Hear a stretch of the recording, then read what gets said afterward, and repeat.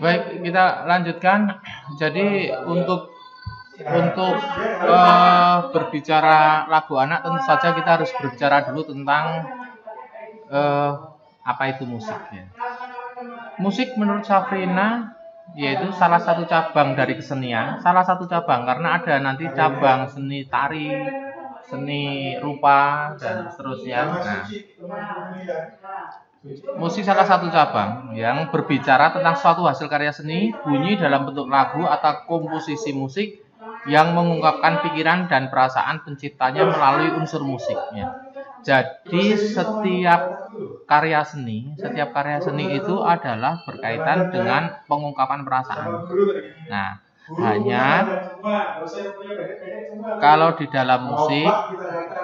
dalam musik unsur-unsur musiknya adalah irama, melodi, harmoni, bentuk lagu dan struktur lagu serta ekspresi. Nah, jadi kita nanti akan berbicara tentang ini terutama irama, melodi, harmoni dan seterusnya.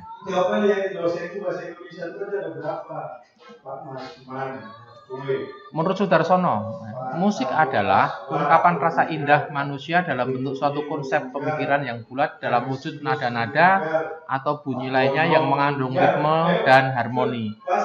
Nada-nada, kita tentu saja akan mengungkapkan pikiran kita melalui nada-nada.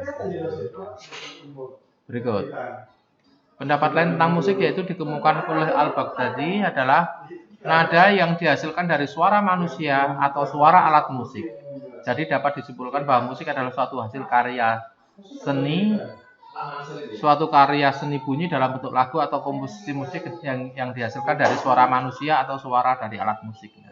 Jadi kesimpulannya kalau kita bicara tentang musik, maka pasti kita akan berbicara tentang bunyi, ya, tentang bunyi. Tetapi tidak sembarang bunyi, tetapi kalau dalam musik yang kita bicarakan adalah nada. Nah, apa bedanya? Apa bedanya bunyi dan nada? Kalau nada itu adalah bunyi yang memiliki keteraturan. Bunyi yang memiliki keteraturan. Lanjut.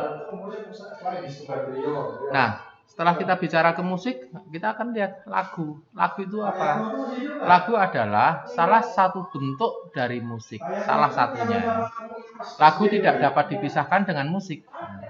Lagu dan musik merupakan suatu kesatuan yang apabila digabungkan akan tercipta sebuah karya seni yang indah. Musik ataupun lagu dapat digunakan sebagai sarana dalam sebuah proses pembelajaran yang efektif untuk anak-anak. Ya. Dengan menyuarakan lagu atau bernyanyi, anak akan merasa senang, anak akan merasa bahagia, anak akan merasa gembira, dan anak dapat terdorong untuk lebih giat belajar.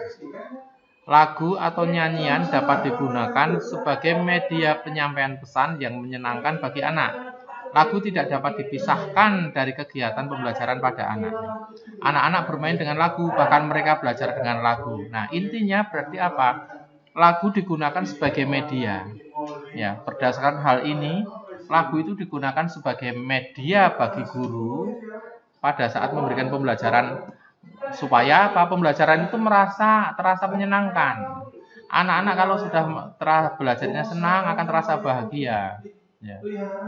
Dan kalau sudah senang, bahagia, anak-anak akan senang belajar. Nah, jadi digunakan sebagai media, bukan sebagai tujuan.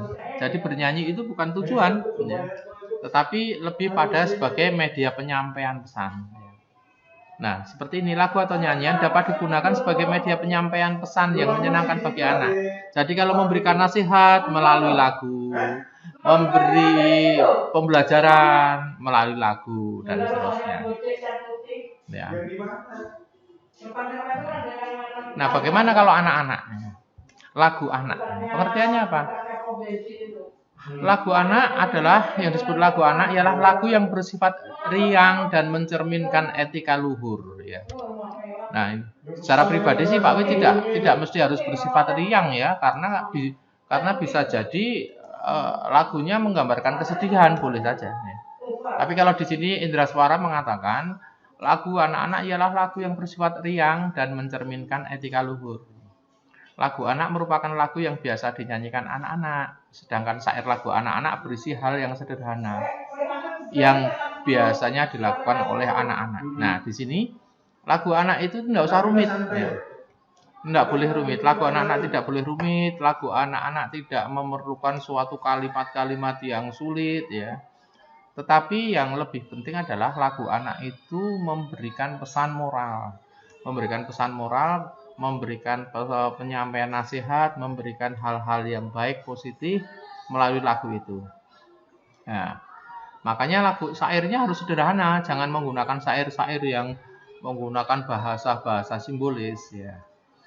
Lagu anak-anak adalah bagian dari budaya populer dan lagu anak-anak merupakan lagu pop yang bernuansakan anak-anak. Jadi berbeda dengan lagu yang untuk orang dewasa, lagu anak-anak itu dia cenderungnya lebih pendek, syairnya juga pendek, kemudian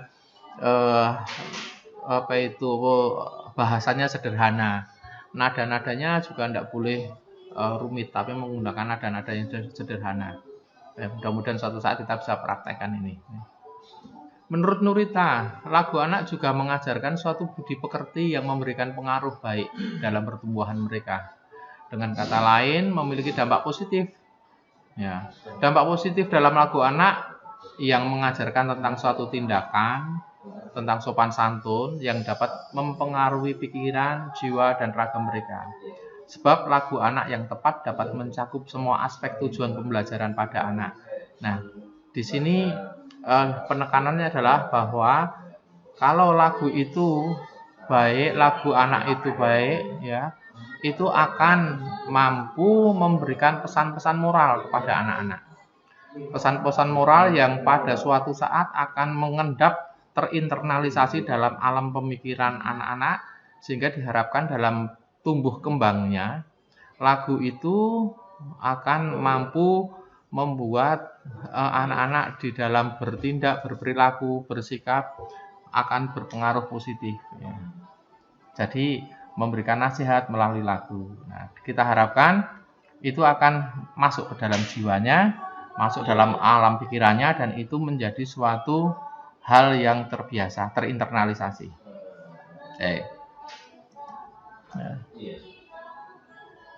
Beberapa aspek tujuan yang terdapat pada lagu anak yang mengajarkan budi pekerti adalah aspek kognitif.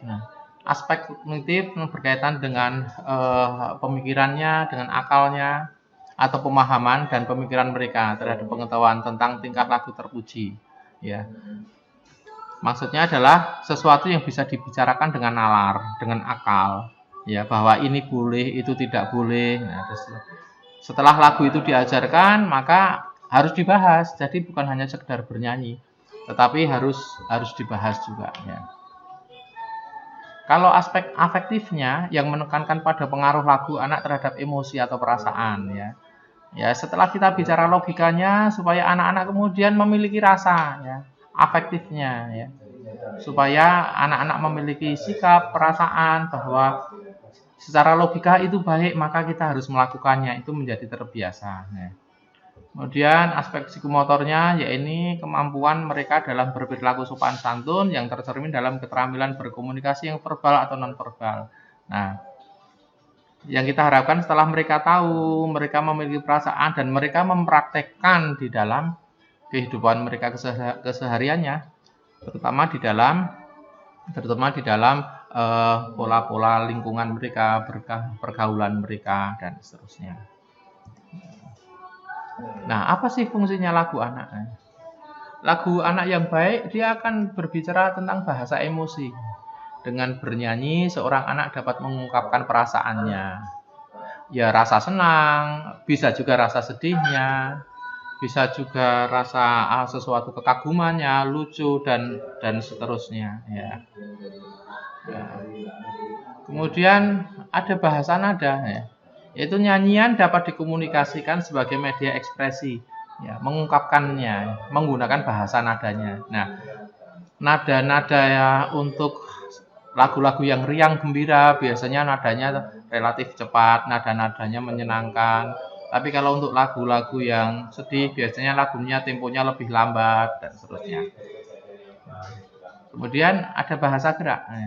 Dengan bernyanyi, maka di situ ada ketukan, ada panjang dan pendeknya nada, maka itu bisa jadi menjadi suatu bentuk irama yang kemudian anak-anak akan menjadi bisa bergerak. Nah, diajak bergerak. Dengan bernyanyi sekaligus bergerak.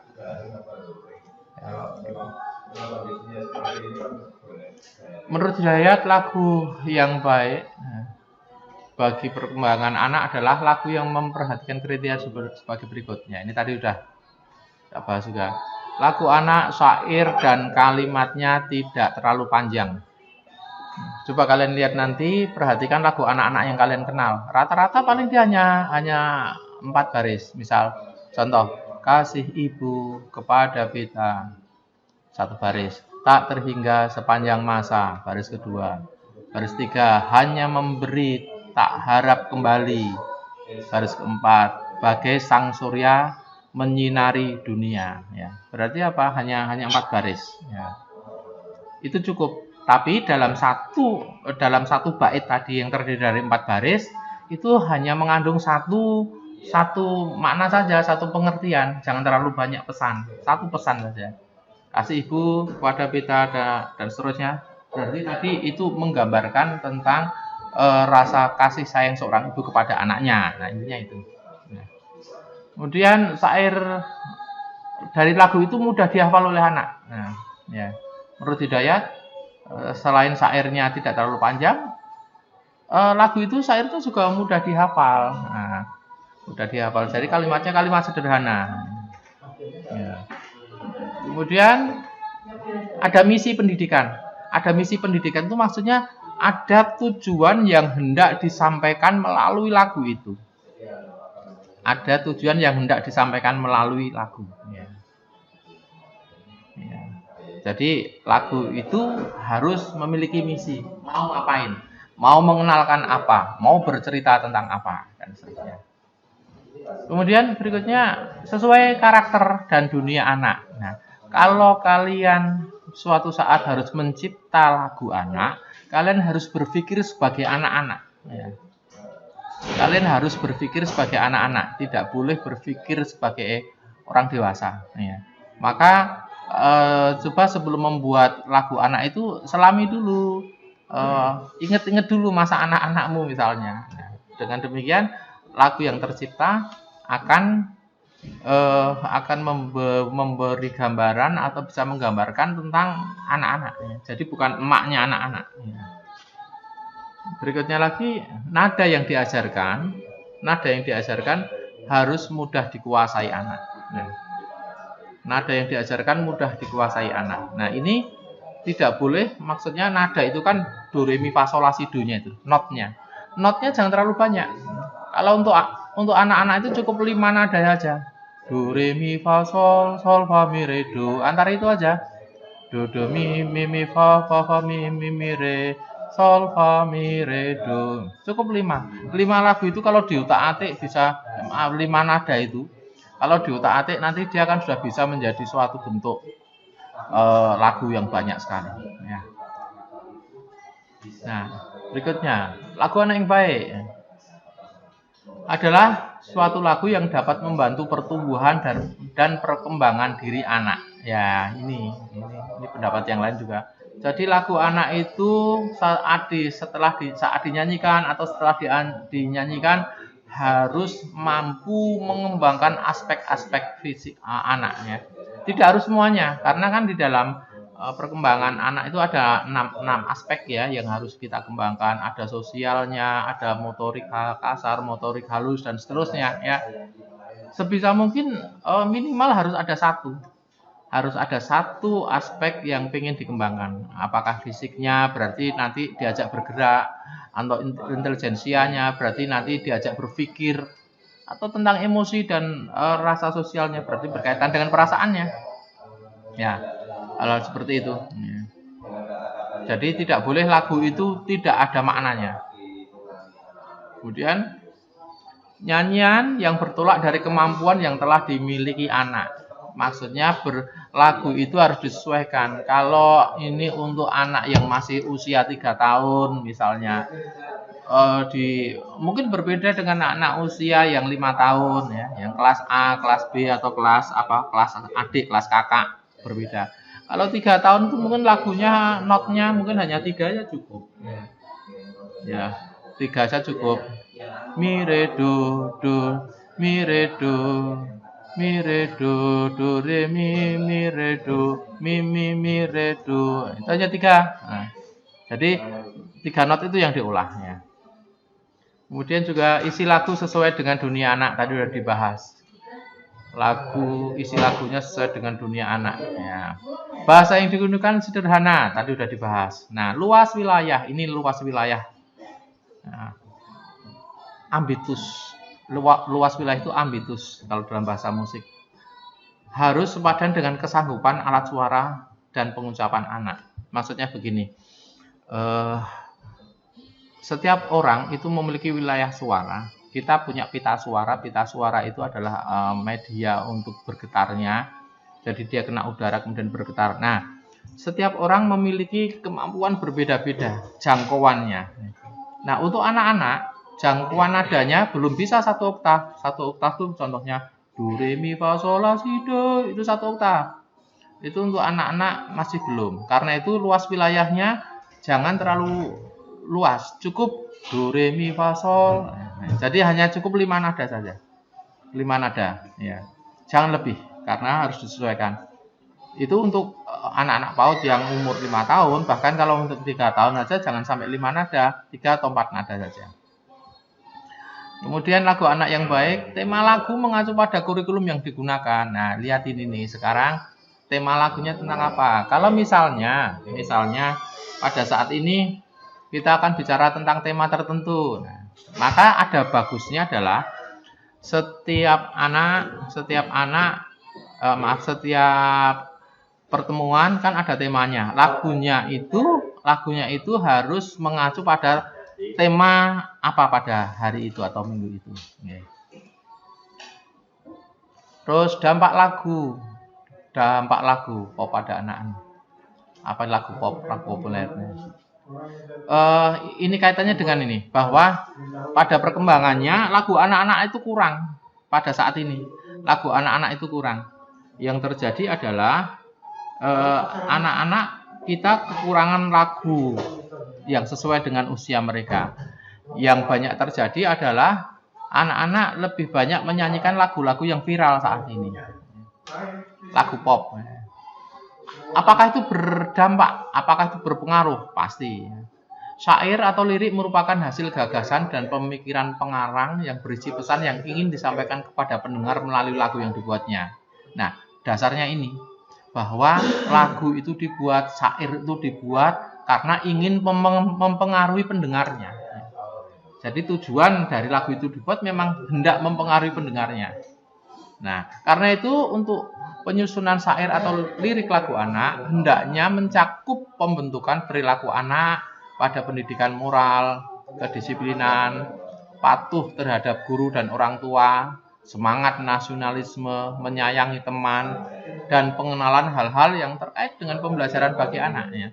Serta diharapkan lagu anak tersebut mampu meningkatkan kemampuan anak, terutama dalam hal pengembangan berbahasa, daya pikir, daya cipta, serta keterampilan anak. Nah, ini penting sekali, bahwa pada saat kita akan membuat lagu anak, jangan pernah lepas dari ini, syair liriknya itu, pikirkan apa yang hendak dicapai, apa yang hendak dipengaruhi.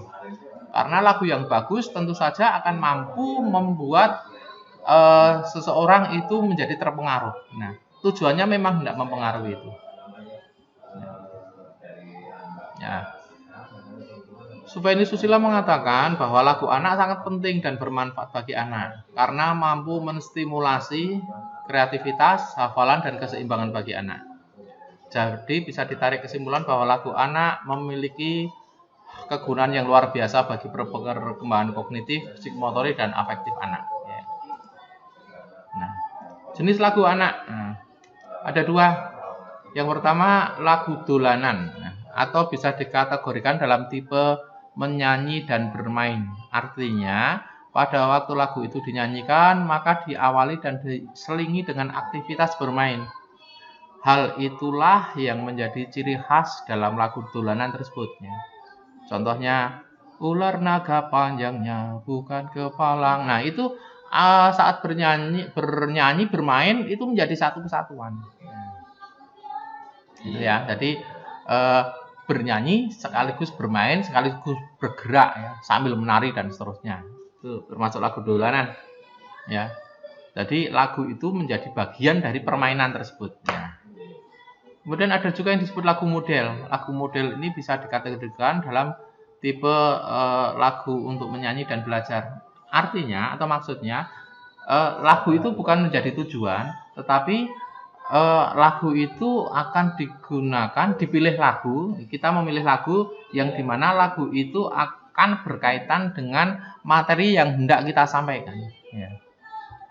Jadi kita memilih lagu yang disesuaikan dengan tema apa yang hendak kita berikan. Kalau di sini dikatakan menyanyikan lagu anak-anak dan lagu itu diarahkan untuk pengenalan dan pembelajaran bagi anak. Ya, istilah lagu model ini dikenalkan oleh Jamalus, ini tokoh lama. Pada awalnya lagu model digunakan untuk pengajaran teori musik, bukan pendidikan. Namun dalam perkembangannya lagu model melalui menyanyi mulai masuk dalam dunia pendidikan. Jadi lagu itu hanya digunakan sebagai untuk awal dinyanyikan, kemudian apa yang akan dibahas itu ada di dalam lagu tersebut. Ya. Kalau Jamalus yang dikutip Setiawadi memberikan definisi, lagu model adalah sebuah lagu yang telah dikenal dan mudah diajarkan. Jadi lagu itu sudah dikenal oleh anak-anak, mudah diajarkan, mudah dinyanyikan, dan mengandung unsur musik yang akan dipelajari. Nah, pengertian lagu model ini sedikit berbeda dengan pendapat Madjo Eko Susilo yang menyatakan bahwa lagu model adalah lagu yang dipilih dan dipergunakan sebagai jembatan dalam mempelajari aspek materi yang diinginkan. Tapi pada dasarnya sama. Jadi lagu model itu adalah, misalnya, contohnya gini. Kalian mau mengajarkan tema tertentu pada anak, misalnya tema tentang kebun. Maka carilah lagu yang berkaitan dengan kebun. Misalnya, lihat kebunku penuh dengan bunga, dan seterusnya. Jadi lagu itu dinyanyikan. Nah, baru kemudian dibahas isi lagu itu tentang apa? Oh, tentang kebun dan seterusnya. Itu yang disebut lagu model.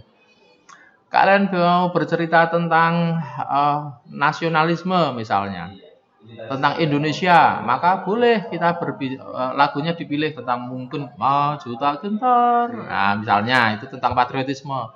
Atau mau bercerita tentang lambang negara, Garuda Pancasila, berarti lagunya tentang Garuda Pancasila. Nah, lagu yang kalian pilih yang akan digunakan sebagai media untuk menyampaikan pembelajaran berkaitan dengan tema, itulah yang disebut lagu model. Ya. Berdasar pengertian ini, tujuan utama dalam penggunaan lagu model bukanlah penguasaan lagunya. Nah, ini. Jadi saat bernyanyi, lagu itu hanya sebagai media. Yang penting bukan anak menguasai lagunya, tetapi lagu hanya sebagai alat atau media untuk mempelajari materi yang diinginkan, ya. Mungkin saat nyanyi Garuda Pancasila, Garudanya tidak terbang-terbang, ya tidak apa-apa. Tetapi setelah itu kalian awali dengan bernyanyi Garuda Pancasila, kemudian syukur ada gambarnya burung Garuda, kalian akan berbicara tentang burung Garuda itu jumlah sayapnya 17, melambangkan apa, ekornya 8, melambangkan apa, dan seterusnya. Menuju ke sana, oke ya. Secara khusus lagu model digunakan dalam pembelajaran untuk menyampaikan pesan tertentu dan seterusnya. Nah, ini sama dengan yang tadi, melodinya sederhana, wilayahnya sesuai, sama dengan yang tadi. Oke. Lirik atau syair menggunakan bahasa sederhana sudah sesuai dengan yang tadi. Jadi pada dasarnya lagu model untuk anak-anak tetap menggunakan konsep lagu anak yang baik tadi. Terus apa sih gunanya kalau di dalam pendidikan itu kita bernyanyi? Ada beberapa manfaat yang bisa kita peroleh. Misalnya, ternyata bernyanyi bersifat menenangkan. Ya, menenangkan. Tentu saja kalau dia punya anak-anak ini kan gejolak jiwanya lebih luar biasa. Dari sedih tiba-tiba menjadi senang, dari senang tiba-tiba menjadi galau dan seterusnya. Nah, dengan bernyanyi maka lagu itu bisa membuat anak menjadi tenang. Ya, tentu saja carilah lagu-lagu yang memang juga membawa irama yang tenang dan seterusnya. Bernyanyi dapat berperan sebagai mengatasi kecemasan ketika anak merasa tidak nyaman. Pilihkan lagu-lagu yang sesuai dengan itu. Jadi ketika anak merasa tidak nyaman, ajak dia bernyanyi. Ajak lagu-lagu yang senang, yang bergembira. Kemudian bernyanyi merupakan alat untuk mengekspresikan perasaan. Ya, pilihkan tema-tema yang sesuai. Kalau baru sedih, maka ada yang disebut kalau di daerah bencana ada yang disebut trauma healing kan itu. Ada pada saat terjadi bencana, kemudian anak-anak korban bencana dikumpulkan, diajak menyanyi, diajak menari, melupakan permasalahan yang ada. Bernyanyi dapat membantu perkembangan daya ingat anak. Nah, ini juga luar biasa. Kadang Pak Wid lihat pernah beberapa kali seorang guru mengajarkan kata, kalimat, bahkan rumus dengan menggunakan lagu. Ya, dengan menggunakan lagu dengan demikian rumus itu lebih mudah dihafalkan oleh anak. Nah. Baik. Oh, kayaknya sudah habis. Oke.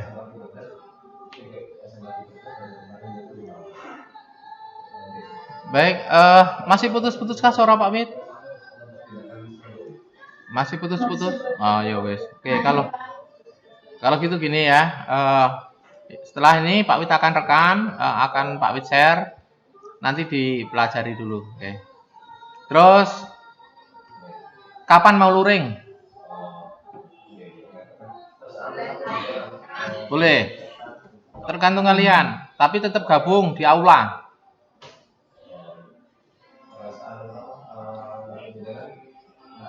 Yang penting jangan antara tanggal awal Maret sampai tanggal 15. Nah, itu Pak Wid tidak bisa. Tapi kalau misalnya mau bulan ini masih bisa. Ya, boleh. Kalau memang pengen luring, boleh dengan catatan menggunakan standar kesehatan dan seterusnya. Tapi tetap bergabung. Tolong nanti kita langsung praktek bagaimana membuat lagu anak. Ya. Konsep ini dipelajari. Kemudian nanti kalau pertemuan berikutnya kita bisa luring, misalnya nanti langsung Pak Wid beri contohnya. Begitu. Ya. Silakan setelah ini kalian berembuk. Ya, berembuk mau kapan? Ya, tapi tetap hari Rabu pagi atau mau hari apa? Ya sesuai jadwal aja, karena kalau hari lain susah. Piye? Boleh.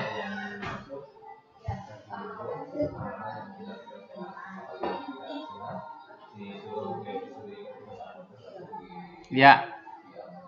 Nah,